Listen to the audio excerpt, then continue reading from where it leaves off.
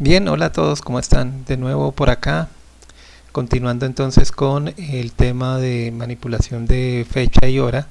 En este caso, pues vamos a complementar el video anterior hablando acerca de manipulación de fecha y hora con la clase o con la librería Pandas. Bien, la librería Pandas entonces maneja sus propios objetos de fecha y hora, como habíamos visto antes. Teníamos unos objetos que están en una librería que se llama DeadTime de Python, que nos permite manejar diferentes objetos como fecha y hora por aparte, y los objetos de tipo timestamp y timeDelta, que permiten manejar duraciones de tiempo y hacer operaciones entre los diferentes objetos de fecha y hora. En Pandas entonces manipulan sus propios objetos, pero pues guardan cierta compatibilidad con las clases que se trabajan con Python, y su manipulación se hace de manera similar. Es importante porque Pandas automáticamente pues reconoce los tipos de datos de fecha y hora con los cuales se manipulan los data frames. Entonces, cuando importamos datos de un archivo separado por comas, pues hay que interpretar un string que representa fecha y hora, o cuando también trabajamos directamente los archivos que vienen de Excel, pues ahí ya viene con un formato de fecha y hora que es interpretado por la librería Pandas. Sin embargo, pues hay ocasiones donde no se importan bien estos resultados y es necesario pues entonces hacer una configuración especial para poder importar los datos de manera correcta. Bien, entonces empezaremos hablando de cuáles son esos objetos. Entonces tenemos básicamente dos funciones para manejar esos objetos, que son la función para convertir a fecha y hora, que es toDetime, y para manejar duraciones de tiempo, que se llama toTimeDelta. Entonces con estos dos objetos podemos hacer algo similar a lo que hacíamos con las otras dos clases. Aquí no tenemos aparte fecha y hora, sino que tenemos un objeto completo que nos maneja toda la funcionalidad. Bien, entonces miremos este ejemplo. Aquí cargamos la librería Pandas y generamos un objeto de tipo fecha y hora a partir de un string. Entonces esto es lo que se usa cuando se trata de convertir de una fuente de datos externa a un data frame. Entonces viene un pandas toDetime y tenemos un texto ahí. Veamos cómo lo interpreta. Listo. Bien, entonces aquí estamos imprimiendo el resultado. Entonces nos dice que, como siempre, pues aquí aparece primero el año, luego el mes y luego el día. Entonces nos dice que es el 11 de septiembre del 2001 a las 0 horas y que el tipo de dato es un pandas timestamp. Listo. Entonces así es como se reconoce el objeto. Veamos un segundo ejemplo. Entonces aquí nos copiamos este segundo ejemplo y revisamos su funcionamiento, y aquí nos dice que del 2-12-93 lo interpreta entonces como 1973 febrero 12. Listo. Uno podría decir, bueno, tal vez pueda interpretarlo como si fuera el 2 de diciembre de 1993, pero en este caso pues se sigue como el orden de año mes día o día mes año, y por eso lo interpreta de esa forma. Si quisiéramos interpretarlo de otra forma, pues entonces tocaría pasarle los parámetros adecuados. Un tercer ejemplo. En este tercer ejemplo, entonces estamos hablando de lunes segundo del mes 12 de 1993. Entonces aquí estamos hablando de el segundo día del mes de diciembre. Entonces vamos a ver cómo se interpreta esta fecha y hora. Entonces, como la interpretación es automática, y vamos a tratar de imprimirla aquí con el formato. Fíjense que también podemos exportarlo con la función de 3.strftime, o sea, siendo un objeto de tipo pandas timestamp, lo podemos imprimir con %c para que nos imprima con el formato estándar. Dice que aquí nosotros le ponemos Monday, pero pues en realidad no es un lunes, es un viernes. Y aquí le estamos diciendo que febrero 12 de 1933. Aquí estamos diciéndole el segundo del 12, o sea, como el 2 de diciembre, pero no lo interpreta de esa forma. Desafortunadamente, aquí está interpretando el 2 como el mes y el 12 como el día. ¿Listo? Bueno, bien. Otro ejemplo para crear series de fechas en pandas. Entonces, bueno, pues también podemos hacerlo apoyándonos con la librería de NumPy. En este caso, lo que estamos haciendo, tenemos una referencia inicial, que la referencia inicial es con esta fecha, el 11 de septiembre, y le estamos sumando un time delta. Entonces ahora estamos utilizando otro tipo de datos para irle agregando de manera, podríamos hacerlo de manera iterativa, a ir agregándole aquí una cantidad de tiempo. Bien, entonces aquí estamos usando la función toTimeDelta y aquí estamos haciendo un arreglo que es una range de 12, en el cual estamos diciendo que va a ser por día. Esta marca significa que va a ser diaria, que son los dos parámetros que recibe aquí el time delta, y como aquí estamos recibiendo un arreglo, entonces vamos a tener un arreglo que va desde 0 hasta 12. Entonces la primera fecha pues va a ser la fecha inicial, a la cual estamos sumando 0 días. Luego la siguiente fecha, que sería esta de acá, que le estamos sumando un día. Esta que le estamos sumando 2, luego 3, luego 4, así hasta 11. Listo, entonces aquí tenemos una serie de fechas que nos permite entonces ver cómo podemos generar un rango de fechas. Listo. En este otro ejemplo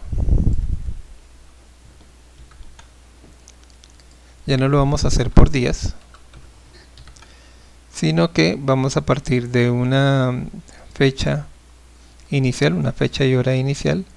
Le vamos a decir que necesitamos 12 periodos y que la frecuencia con la cual se generan esos 12 periodos son 9 horas. ¿Listo? Entonces la fecha inicial va a ser 2001 9/11. No, perdón, este es del ejercicio anterior. Perdón, todavía no lo he ejecutado. Incluso deberíamos comentar. Bien, listo, ahora sí. Entonces tenemos 2019, mes 10 y día 8. Entonces tenemos esa fecha que es interpretada por pandas de esta forma: 2019, 8, 10. Entonces, ¿qué día nos está marcando? Como el 10 de agosto a las 14, 26 y 11. Entonces, si a eso le sumamos 9 horas durante 12 periodos, entonces vamos a obtener el siguiente arreglo o serie de fecha y hora. Entonces sumémosle 9, entonces al sumarle 9 pues nos quedan 23, 26 y 11. Luego pasa aquí al otro día, ya estaríamos en el día no 10 sino 11, y tendríamos las 8 horas 26 minutos. Luego pasaríamos a las 17 horas 26 minutos, luego pasamos al siguiente día a las 2 de la mañana y 26 minutos y así sucesivamente hasta que llegamos a la última fecha. Entonces aquí estamos generando series de fechas pues para alimentar una columna de un data frame de fecha y hora. Bueno, lo otro que vamos a mirar, vamos a crear campos de fecha y hora en un data frame. Entonces podemos usar una de las propiedades. Entonces las series dentro de un data frame o dentro de una serie tienen un objeto que se llama dt, que significa datetime. Entonces en ese objeto podemos identificar varias propiedades, entre ellas fecha, hora, año, mes, día, hora, minuto, segundo, microsegundo, nanosegundo, inclusive semana, día de la semana, día del año, semana, día de la semana, que es diferente a semana, perdón, y día del año y en qué trimestre estamos. ¿Listo? Entonces, una vez pues nosotros tenemos un data frame donde tenemos una serie de fechas. Aquí le estamos poniendo de serie 2, que es la que habíamos generado acá, la que estamos imprimiendo acá. Se la ponemos a un data frame y a partir de esa creamos un data frame donde agregamos columna año, que es sacarle el año a la fecha, mes, que es sacarle el mes, el día, la hora y el minuto. ¿Listo? Y el día de la semana. Entonces observemos el resultado. Vamos a copiar esta línea. Entonces lo que estamos haciendo es cogiendo la serie de arriba y poniéndola como una columna del data frame, y luego de esa columna del data frame entonces generamos diferentes columnas. Entonces aquí tenemos la fecha original. Entonces recuerdan que era el 10 de agosto del 2019 a las 14:26. Entonces si sacamos el año, pues me da aquí 2019. Si sacamos el mes 8, el día 10, la hora 14:26 y día de la semana el 5. Al sumarle 9 horas, entonces tenemos el segundo registro que va del mismo día, pero a la hora 23 sigue siendo el día de la semana 5, y luego pasamos al siguiente día. Entonces ahora tenemos el día 11, hora 8 de la mañana y día de la semana 6, o sea que hace referencia a en este caso un sábado. Y listo, así empezamos a generar todas las columnas del data frame. ¿Listo? Entonces bueno, ahí pueden probar con otras funciones para sacar otra información. Uno puede sacar la información que uno quiera. Ahora, las operaciones que se pueden hacer dentro de columnas de fecha y hora del data frame, siempre y cuando tengamos definidas las columnas como de tipo fecha y hora de pandas, podemos hacer directamente diferencias entre, o sea, operaciones de suma y resta entre las columnas del data frame. Entonces veamos un ejemplo práctico con el archivo examen. Vamos a ver si lo tenemos todavía aquí. Ya se nos fue.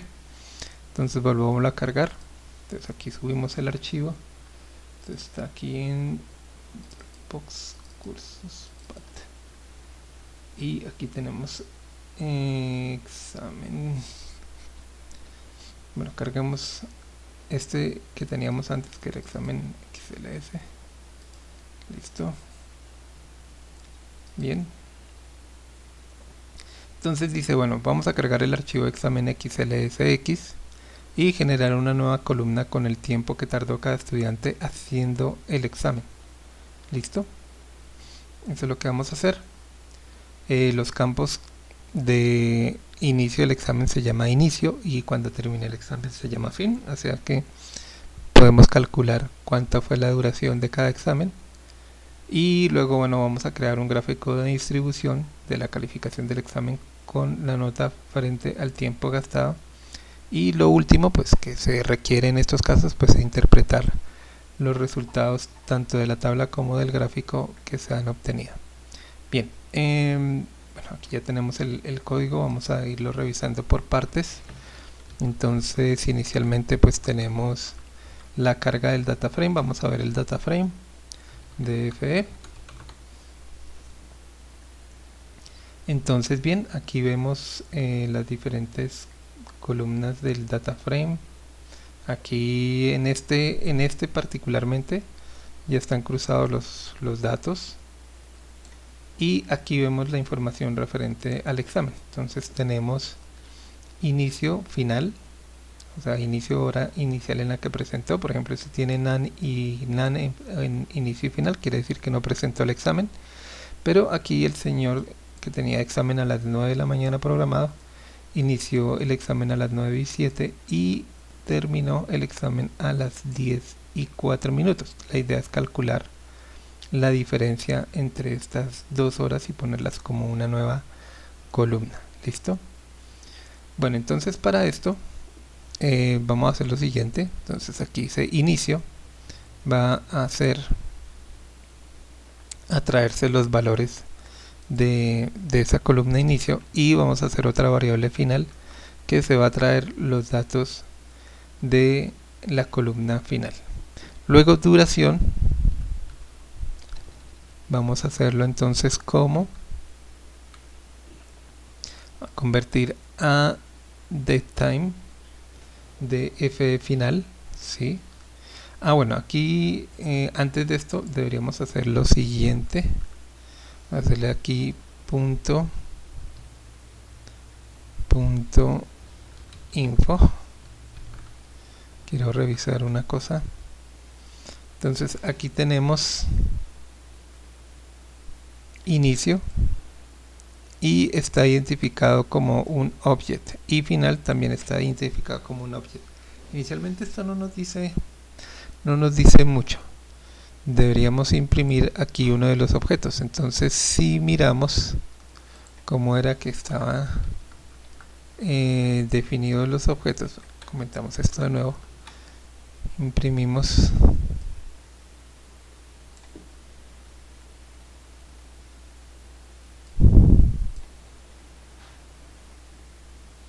entonces aquí el primer registro me aparece en NaN, y el segundo registro que está acá, quiero saber cómo me aparece. Entonces es el registro 1 del estudiante 1620. Entonces lo que vamos a hacer acá entonces es decirle punto iloc. Entonces recuerden que con iloc estamos utilizando el índice. Entonces aquí para la fila le vamos a decir que la fila es la fila 1, y las columnas, estamos hablando de el número de columna, que no sé cuál es el número de columna. Entonces bueno, hagámoslo entonces no con iloc sino con loc. Entonces le decimos la que está etiquetada como número 1, y aquí la que dice inicio, la que tiene la etiqueta inicio. Listo. Incluso creo que aquí podemos ponerle de las dos columnas inicio y final. Entonces aquí me quedó, fue un punto. Bueno, cambiamos y ejecutamos de nuevo y listo. Y nos aparece inicio, empezó a las 9:07 y terminó a las 10:04. Ahora yo quiero saber de esto el tipo de datos, ¿sí? El tipo de datos que tenemos acá. Entonces vamos a ponerlo aquí en var, va a ser igual a esto, y luego yo imprimo aquí var. Listo. Entonces aquí le digo var sub 0. Entonces me aparece eso. Fíjense que ya se ve como un string. Si yo digo cuál es el tipo de var sub 0, pues me dice que es de tipo string.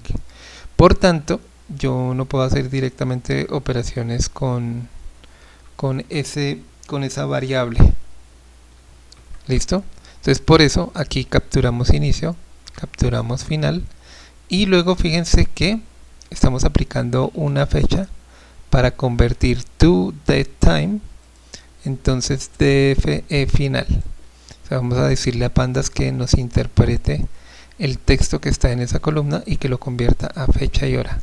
Y lo mismo vamos a hacer con inicio. Entonces convertimos inicio al objeto tipo fecha y hora de Pandas, y ahí sí hacemos la resta y la ponemos en una variable que se va a llamar duración. ¿Listo?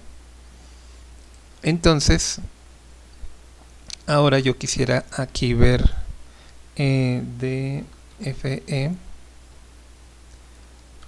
punto log. Entonces vamos a decirle que el registro 1 y la columna duración sin tilde. Entonces vemos que es un tipo de objeto time delta que tiene la duración aquí en 0 días y 57 minutos, 0 segundos, 0 horas. ¿Listo? Entonces eso es lo que nosotros vamos a observar aquí en el data frame, en la nueva columna que se llama duración. Entonces si ejecutamos eso y pintamos aquí el data frame, vemos que, bueno, aquí inicio es nat, final es nat, entonces la duración es nat, not time. ¿Listo? Aquí esta fue la operación que hicimos, entonces este se demoró 57 segundos, este se demoró 1 hora y 8 segundos, y bueno, ahí tenemos la columna de time deltas para cada uno de los estudiantes que presentó el examen. ¿Listo? Ahora, con esa información de fecha y hora, nosotros podemos entonces mandar a hacer aquí un gráfico.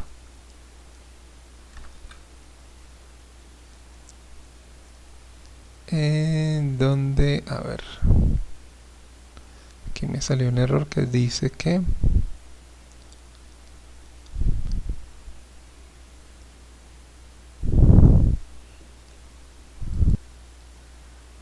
bien, el error dice aquí que la variable y es categórica. Y está hablando de la duración, o sea que no me está interpretando la duración como una variable numérica. Entonces, bueno, para solucionar esa parte vamos a convertirlo a minutos. Vamos a hacer un nuevo campo que sea minutos, ¿ok?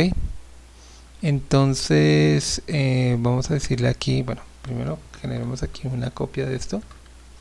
Listo, y vamos a crear un nuevo campo que se llame minutos, y vamos a decir que minutos va a ser igual al campo de duración, es decir, df duración, otra vez le coloco tilde, duración, y esto utilizamos el objeto dt time delta, y aquí le decimos que nos devuelva total seconds, igual que teníamos en el objeto time delta de la clase time delta, que nosotros podíamos decirle que me devolviera los segundos. Entonces aquí de nuevo estamos haciendo esa operación. Vamos a imprimir aquí el data frame. ¿Qué pasó? El data frame lo imprimimos acá, comentemos esto y veamos que nos imprime acá. Entonces, bueno, aquí nos está imprimiendo pues no en minutos sino en segundos. 57 minutos corresponden a 3420, sí. 1 hora y 8 pues serían 3600 más 8 por 6, 24. 1 hora y 8 minutos, si está dando bien acá. Duración en minutos. 1 hora serían 3600. Y 8 minutos serían 60 por 8. Que serían 6 por 8, 48, 480. Sí, 4080. Listo, está bien. Entonces, ahora lo que nos falta es coger esta medida y dividirla por 60. Bueno, dividémosla por 60 como entero para que nos queden los valores enteros. Igual pues la división da exacta, entonces no hay lío, no estaríamos perdiendo información. Listo, entonces ejecutamos y bueno, listo. Es por el valor NaN, sigue quedando como de tipo float, pero entonces bueno, aquí ya tenemos un valor que nos representa los 57 minutos, aquí 68 minutos, y listo. Ahora sí podemos entonces hacer la gráfica. Sin embargo, aquí vamos a cambiar nota y vamos a ponerle, en vez de duración, vamos a ponerle minutos. Listo, ejecutamos y aquí tenemos la gráfica de distribución bidimensional, donde tenemos aquí los valores como una superficie. Listo. Bien, aquí en el eje Y tenemos los minutos y en el eje X tenemos la nota. ¿Qué vemos acá?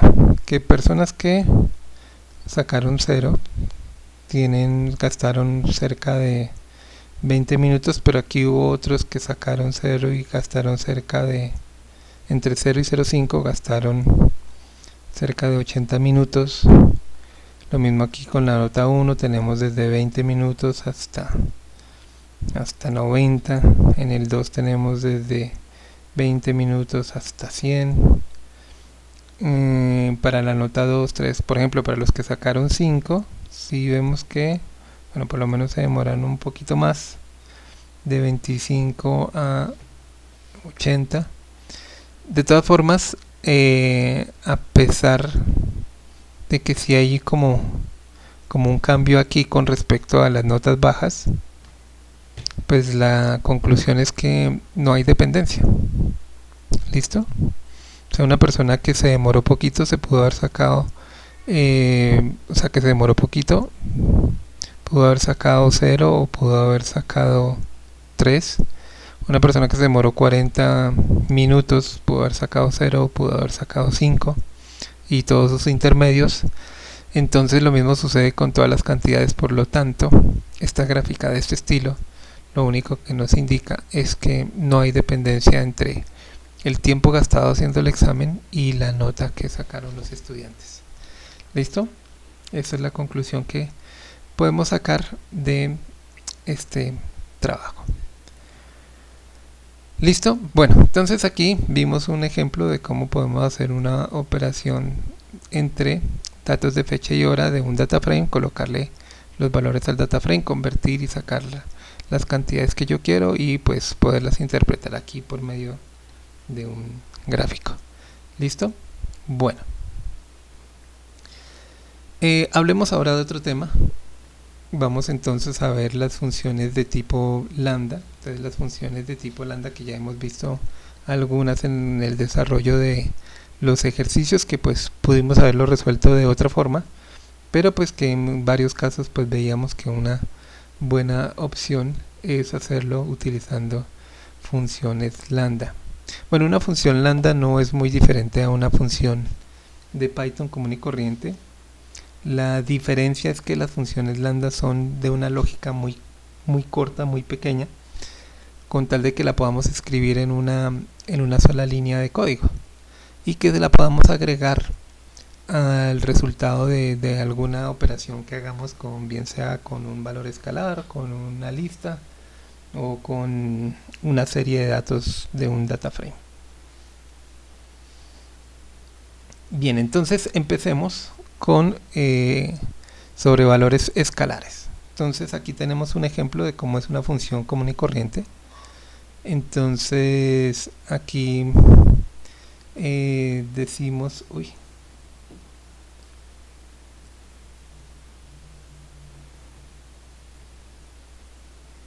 se me perdió, estábamos acá, listo. Bien, entonces aquí lo que tenemos es una función común y corriente que la podemos llamar de varias formas. Entonces aquí tenemos una función que la llamamos función 1, que recibe un parámetro y devuelve otro resultado. Entonces aquí está devolviendo la suma de ese valor con ese valor, es decir que si yo le paso aquí 5, pues me debería devolver 5 más 5, y si le paso 6 me devuelve 6 más 6. Eso es lo que hace esta función, es muy sencilla. Entonces aquí vemos los resultados 10 y 12, ¿listo? Entonces para usar esta función la podemos usar todas las veces que queramos, llamándola como función 1. O sea, esta función tiene nombre. Una diferencia ya con las funciones lambda es que las funciones lambda no tienen nombre. Como no tienen nombre, pues no las podemos usar en el futuro. O sea, es una desventaja que tienen las funciones lambda. Pero la ventaja es que la definimos ahí mismo, con los datos. Entonces puede que el código quede mucho más claro de esa forma, viendo que yo estoy poniendo el comportamiento de la función ahí y no tengo que ir a buscar la función a ver qué es lo que está haciendo. Puesto que es muy sencilla, lo podemos poner ahí y eso haría más legible el código. Entonces veamos el ejemplo similar, pero con función lambda. Entonces si yo tengo el dato 5, yo en vez de llamar a la función podría hacer algo como esto, decirle lambda x, ¿sí? Esto es como declaración por comprensión, lambda x tal que vamos a hacer x más x. Entonces si mostramos este resultado, pues 5 más 5 me da 10, que es el resultado de acá, ¿sí? Vamos a ponerle aquí, para diferenciarlo, lambda.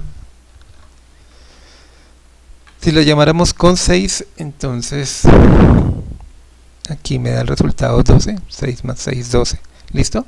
Entonces así funciona con esto. Podríamos entonces tener aquí otro comportamiento adicional.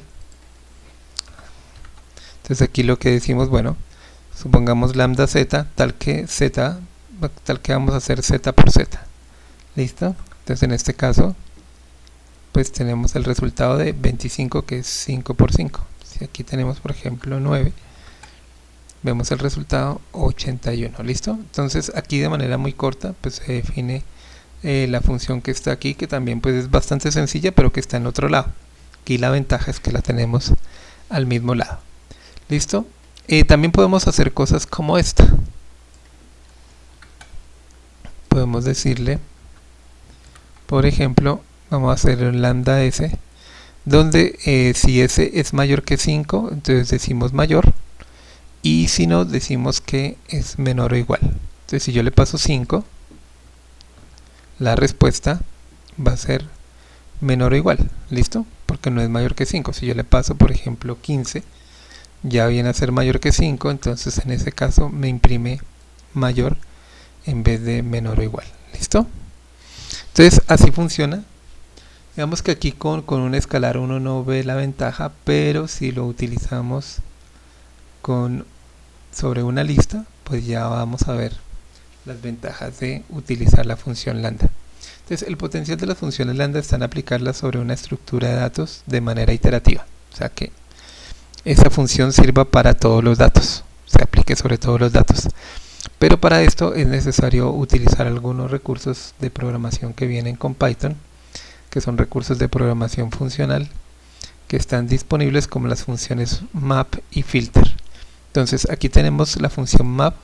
Esta función se encarga de recibe como parámetros dos parámetros. El primero es el nombre de una función o una función, y el segundo es la estructura de datos sobre la que se va a aplicar. ¿Listo?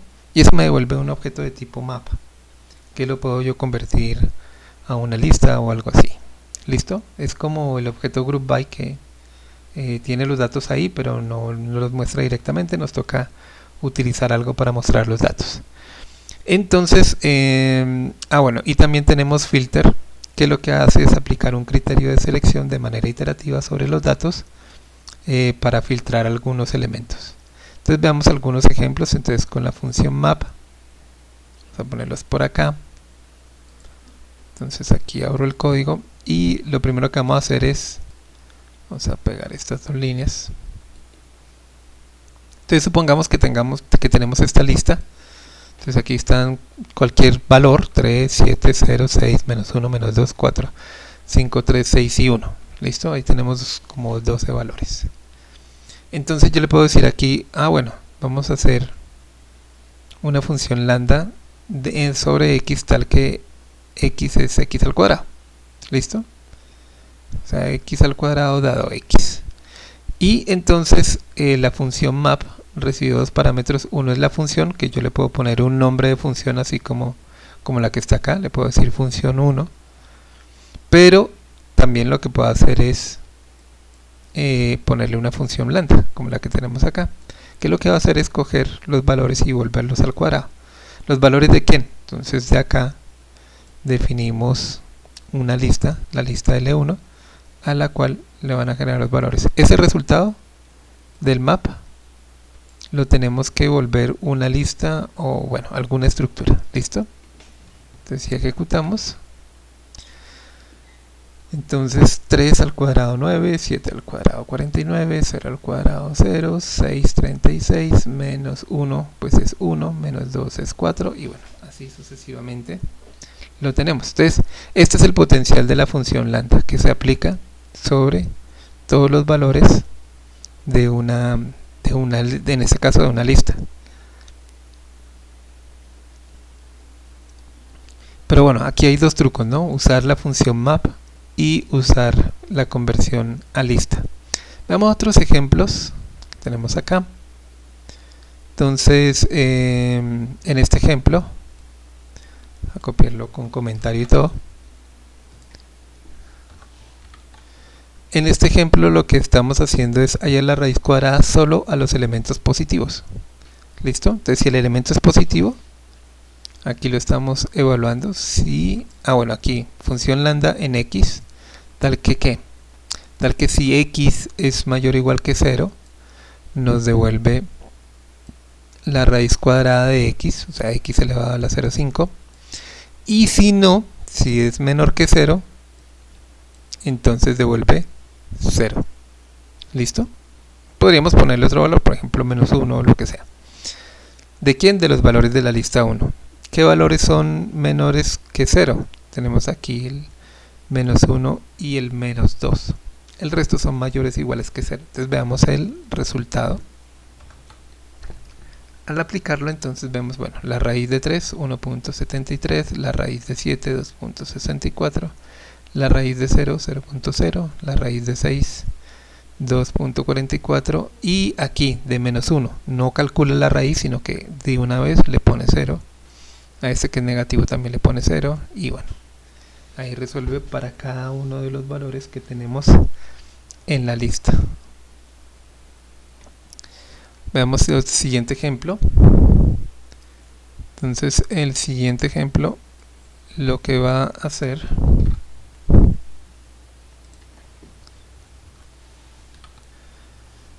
entonces es hacer el valor absoluto, sumar 1 y obtener el logaritmo. ¿Listo? Es una operación que generalmente se hace para aplanar datos que son monótonamente crecientes. Entonces para disminuir el rango de los datos, pues cogemos los valores positivos, le sumamos 1 y sacamos el logaritmo. Entonces esa es la operación que estamos haciendo acá. Pero pues primero, para que sean positivos todos, sacamos el valor absoluto. Ahí sí le sumamos 1 y sacamos el logaritmo con la librería de NumPy. Ejecutamos y bueno, aquí obtenemos el resultado. ¿Listo? Entonces como pueden ver ahí tenemos una lista de valores. Bien, y por último, para ver las cosas que nosotros podemos hacer sobre las listas, que en realidad podemos aplicar una función lambda con todas las condiciones que queramos. Entonces aquí decimos función lambda, vamos a definir quién es par y quién es impar. Vamos a hacer una lista de cadenas de texto que nos indican si es par o impar. Entonces sobre los elementos de la lista 1 definimos cuáles son pares y los etiquetamos. Cuando ejecutamos entonces, bueno, tenemos 3 impar, 7 impar, 0 es par, el 6 es par, el menos 1 es impar y así sucesivamente. ¿Listo? Bueno, eso es con la función map. Ahora miremos la función filter. Entonces la función filter vamos a hacer primero ese ejemplo. Entonces muy parecido a lo que estábamos haciendo antes, pero ya no con map sino con filter. Entonces aquí con filter estamos haciendo un lambda donde vamos a mirar que los x al cuadrado sean menores que 10. ¿Listo? Entonces, ¿cuáles de esos valores son menores que 10? Entonces, volviendo a la lista, venga, ponemos la lista acá de nuevo para poderla ver. Entonces, ¿cuáles elementos me seleccionó? El 3. 3 al cuadrado me da 9, 9 es menor que 10, entonces lo aceptamos. El 7, 7 al cuadrado 49 es menor que 10, no, entonces no aparece. Luego aparece el 0, que pues 0 al cuadrado es menor que 10. Luego el menos 1 al cuadrado es 1, menor que 10 también aparece. Menos 2 también, ¿sí? El 6 no aparece. El 4 tampoco, el 5 tampoco. Este 3 es el que sigue. El 6 no y el 1 sí. ¿Listo? Entonces, aplica iterativamente este criterio, que es esta condición. Entonces los elementos que cumplen la condición son los que quedan seleccionados y los que no, pues quedan por fuera. ¿Listo? Entonces es otra de las cosas que podemos hacer con las funciones lambda. Vamos a hacer una especie de filtros. Aquí, ¿qué estamos haciendo? Estamos filtrando los elementos que son positivos, mayores o iguales que 0. ¿Listo? También podríamos cambiar la lista a los que son menores. Y solamente tendríamos esto. Si le pongo menor o igual, entonces ahí tenemos el resultado. ¿Listo? Bueno, y por último, vamos a filtrar los que son, por ejemplo, los que no son múltiplos de 3. Entonces los que son diferentes a múltiplos de 3. Entonces el 7 no es múltiplo de 3, el menos 1 tampoco, el menos 2 tampoco, el 4, el 5 y el 1 no. Por ejemplo, aquí, ¿cuáles se fueron? El 3, el 0, el 6, el 4, no, mentiras, el 4 sí está, el 3 y el 6, todos múltiplos de 3. ¿Listo? Entonces, bueno, ahí pueden ustedes también tomar sus ideas y empezar a probar funciones de tipo lambda. Fíjense que pues pueden funcionar con cadenas de texto también. ¿Listo? Para mirar ese funcionamiento general, pues vamos a hacerlo sobre algún campo directamente de un data frame. Bien, entonces en Pandas tenemos la posibilidad sobre los datos de un data frame de aplicar la función lambda utilizando dos funciones que maneja el data frame o las series, que son apply por un lado y map por el otro. Entonces un data frame también tiene su propia versión de la función map. Entonces en la función map pues podemos ponerle cualquier función para que la aplique, o podemos poner una función lambda. Entonces veamos este ejemplo. Tenemos dfx, que nosotros ya habíamos cargado esto como el examen, lo teníamos como que por aquí arriba, lo habíamos cambiado antes, se llama dfe, ¿no? Entonces hagamos lo siguiente. Entonces para los ejemplos de acá vamos a cargarlo como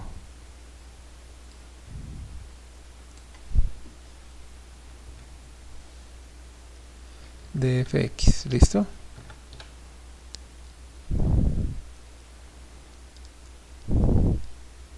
dfx is not defined.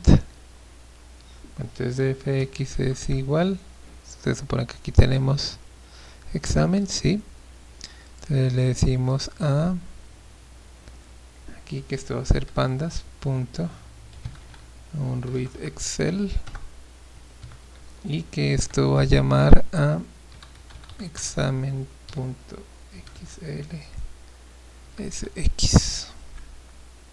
Listo, veamos que sí, efectivamente lo hizo. Listo, ahí lo tenemos. Ok,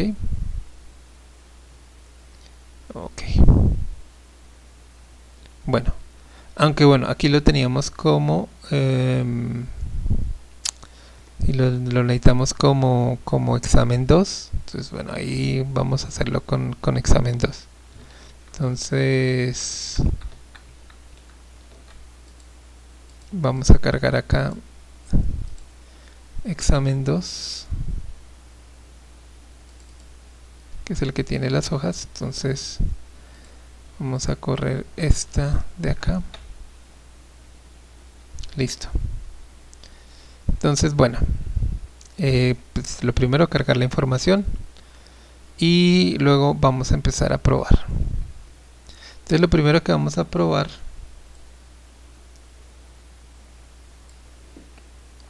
probamos esta primera. Entonces supongamos que en este problema lo que necesitamos resolver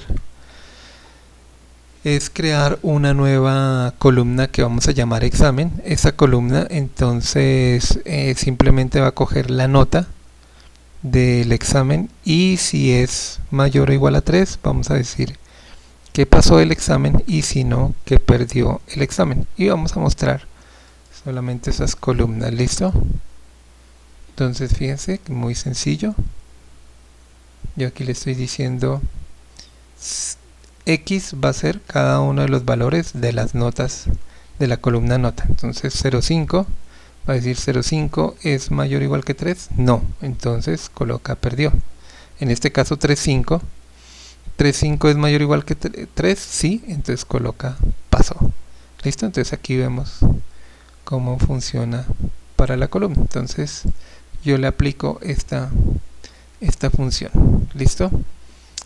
Otro ejemplo.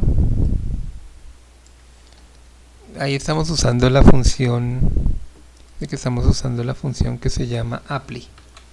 Ahora vamos a usar map, que funciona exactamente de la misma forma, pero vamos a hacer otra cosa. Entonces lo estamos diciendo acá. Vamos a hacer una columna que se llame tamaño, pero vamos a hacerla sobre dfx4. ¿Quién es dfx4? La columna grupo. ¿Sí? Si recuerdan la información que tenía grupo, yo le digo acá df4.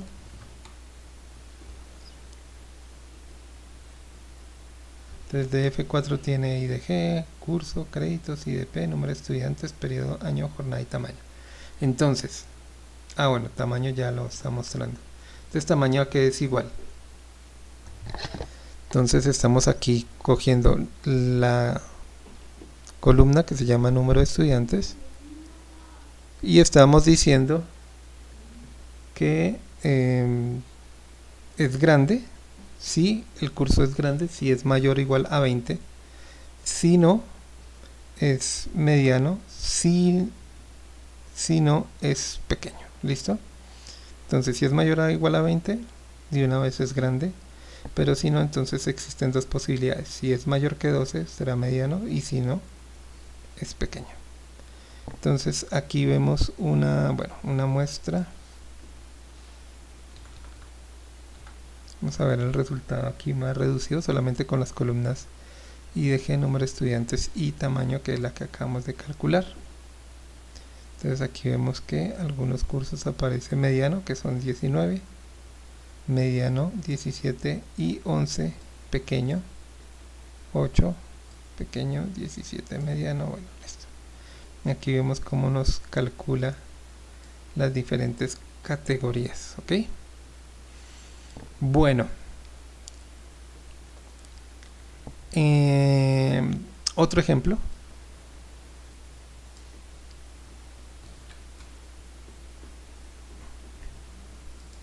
Trataremos ahora de hacer lo siguiente.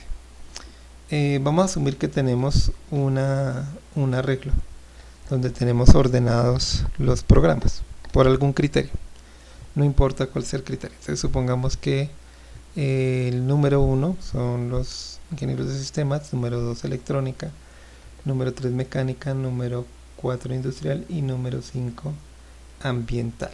¿Listo? Entonces nosotros queremos ponerle una etiqueta dependiendo del curso pues al cual pertenece. ¿Listo? Para no manejarlo como variables categóricas, sino como una etiqueta que tiene un orden. Si dejamos el orden de los programas, pues va a ser el orden alfabético, bien sea ascendente o descendente, pero si yo especifico que este es el orden, pues puedo hacerlo mediante variables categóricas, como ya habíamos visto, o utilizando un índice de ordenamiento. Entonces en este caso va a ser el índice que encuentre sobre estos. Entonces, ¿qué voy a hacer? Voy a ir sobre la columna programa y voy a aplicar esta función lambda, donde entonces digo que X me lo busque dentro del arreglo LP y me retorne ese código. ¿Listo? Entonces el resultado pues lo vamos a visualizar acá. Entonces ejecutamos, aquí tenemos el código del estudiante, el programa al que pertenece y el número que tenemos asociado. ¿Listo? Bueno, habíamos dicho que sistemas era el 1, está empezando en 0 porque pues ese es el índice que tiene, pero pues aquí le podemos sumar 1 sin problema. Entonces ahora sí, vemos aquí que este ingeniería ambiental es el número 5, sistemas es el 1, ambiental 5, industrial 4, aquí tenemos electrónica 2. ¿Listo? Entonces ahí vemos cómo le asignamos una nueva columna con el índice sobre este arreglo que es el que mantiene el orden. Entonces yo podría después ordenar mis datos por este criterio y bueno, listo. Aquí solamente estamos visualizando 12 de manera aleatoria con este sample, ¿no? Bueno, y por último, bueno, aquí estamos aplicando la función lambda sobre una serie de datos, que en este caso es nota, que en este caso es el nombre de estudiantes y que en este caso es el nombre del programa. También lo podríamos realizar sobre una estructura un poco más compleja que es el group by. Entonces en el group by, como vimos la clase pasada también, tenemos la posibilidad de aplicar una función lambda. Entonces veamos este ejemplo.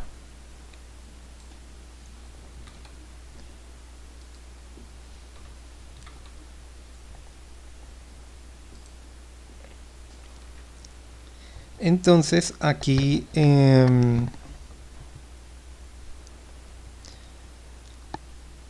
aquí hacemos un group by de la información de dfx, agrupamos por jornada y por programa, entonces me van a aparecer 10 registros, o sea las 2 jornadas por los 5 programas.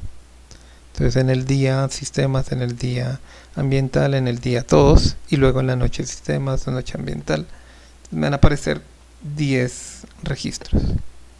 Listo, entonces ¿qué vamos a hacer? Vamos a coger ese resultado de la agrupación, o sea, cuando yo cojo por ejemplo jornada, día, programa, sistemas, me van a aparecer todos los estudiantes de sistemas del día. Y eso es un grupo grande de información. Entonces, ¿qué voy a hacer con esos datos? Yo le digo IDG, o sea, sobre los grupos, sobre la información de grupos, o sea, como la que tenemos aquí arriba. Mentira, ya lo borramos. Como la que tenemos en los grupos, decimos aplique la función lambda x, donde tenemos muchos valores de x. O sea, aquí ya no tenemos uno, no lo estamos haciendo uno por uno, aquí lo estamos haciendo grupo por grupo. O sea, este 1 a 1 no es elemento a elemento, sino grupo a grupo. Entonces arrancamos con el grupo de la jornada del día sistemas, luego vamos a seguir con el grupo jornada del día electrónica, luego jornada del día mecánica y así sucesivamente. Entonces a todos los del día de sistemas, ¿yo qué voy a hacer? Voy a decirle coja eso y vuélvalo una lista, o sea, coja los X y vuélvalos una lista y cuente cuántas veces aparece el grupo 5, o sea, cuántos estudiantes del grupo 5 están en el caso de día sistemas. ¿Listo? O sea, aquí lo que estoy buscando es cuántos elementos del grupo 5 hay en cada uno de los programas y jornadas. Entonces ejecutamos. Aquí nos da una serie, entonces aquí nos dice, bueno, ingeniería ambiental, hay 7 estudiantes del grupo 5 en el día. En el día, en sistemas, hay 4 estudiantes del grupo 5. De electrónica hay 5. De industrial hay 2 y de mecánica hay 1. En la noche, del grupo 5 no hay nadie de ambiental, nadie de sistemas y nadie de ninguno de los otros. Solamente ese grupo opera en el día. ¿Listo? Pero pues así podemos ponerle cualquiera de los grupos. Por ejemplo, pongamos el grupo 10. Entonces en el 10 me aparecen 12 de ambiental, 2 de industrial y nada más. En total son 14 estudiantes. ¿Listo? Entonces fíjense que aquí lo estamos haciendo una función de conteo porque son varios elementos que aparecen. ¿Ok? Nosotros podríamos aquí tratar de que con los grupos nos salga otro tipo de estadística, ¿sí? Pero bueno, inicialmente tenemos acá ese ejemplo. Veamos otro ejemplo. De nuevo tenemos aquí un agrupamiento y vamos a agrupar los datos por profesor y vamos a mirar, de acuerdo con el profesor, los programas académicos. Entonces donde X va a ser cada uno de los programas, ¿sí?, que están agrupados por profesor. Y entonces va a decir, bueno, sáqueme una lista de los programas que hay para un determinado profesor. Entonces, si yo saco esa lista y ejecutamos, entonces decimos, bueno, por ejemplo aquí, el profesor Agamenón tiene estudiantes de electrónica, mecánica. Bueno, aquí no se alcanzan a ver todos, pero pues aquí dice que hay más, ¿sí? Del señor Agenor solamente tenemos gente de sistemas. De Andrómaca tenemos de electrónica, de mecánica y no sé qué más. Apolo solo tiene de sistemas y bueno, así con cada uno de los profesores. ¿Listo? Ahí nos dice estudiantes de qué programas tiene a cargo. Y pues esa es la idea. ¿Listo? Entonces podemos aplicar funciones sobre grupos, funciones sobre series, funciones sobre listas o sobre valores escalares, con las funciones apply y con las funciones map. ¿Listo? También lo podemos hacer con un filter, ¿no? Podemos simplemente aplicar un filtro para alguna cosa. Entonces la función lambda que yo apliqué sobre el filter puede recibir cualquier valor y sobre una lista, que en este caso puede ser una columna de un data frame. Bien, para terminar, entonces vamos a poner estos ejercicios. Hay una base de datos disponible. Entonces, si importan ustedes la librería Seaborn, pueden obtener un dataset que se llama Titanic. Entonces, la idea es que ustedes revisen ese dataset de Titanic, miren el diccionario de datos. Aquí les mando un link donde está una descripción del diccionario de datos para que lo entiendan mejor.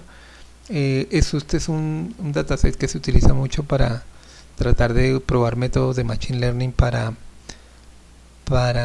aprender cómo los pasajeros del Titanic se salvaron o no se salvaron del desastre. ¿Listo?